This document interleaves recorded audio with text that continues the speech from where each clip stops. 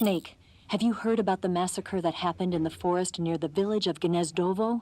The Katyn forest massacre, right? This is true. During World War II, the German army came upon the bodies of 4,000 dead Polish in the forest of Katyn. Yeah, Germany blamed the Soviet Union, but the Soviet Union denied it, blaming Germany in return. The truth This is all true. Stalin ordered the NKVD to carry out the killings. And it's not just Katyn. In places like Western Ukraine and Belarus, there must have been at least 20,000 Poles in the prison camps. Why are you telling me this? Volgin was one of the people responsible. He was one of the vicious leaders behind it. Volgin was? He blamed it on a prisoner revolt to allay any fears, and requested they be put to death. I've heard that Volgin even removed the blindfolds from each prisoner before he beat them to death. I knew it wasn't all there in the head, but this... Not someone you could be friends with.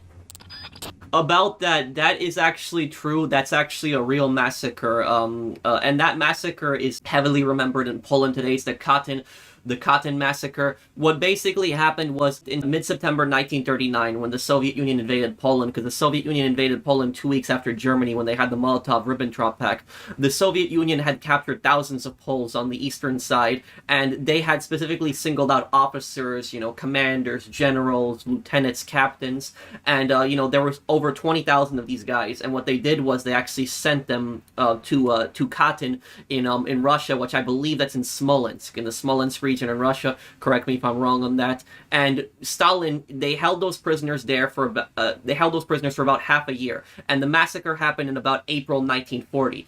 And so what Stalin did was he ordered the NKVD. What Ava says is 100% true. It's a whole 100% historically true. The NKVD were Stalin's secret police. They were basically the Soviet version of the Gestapo. The NKVD did some pretty horrible things, and the NKVD later became the KGB.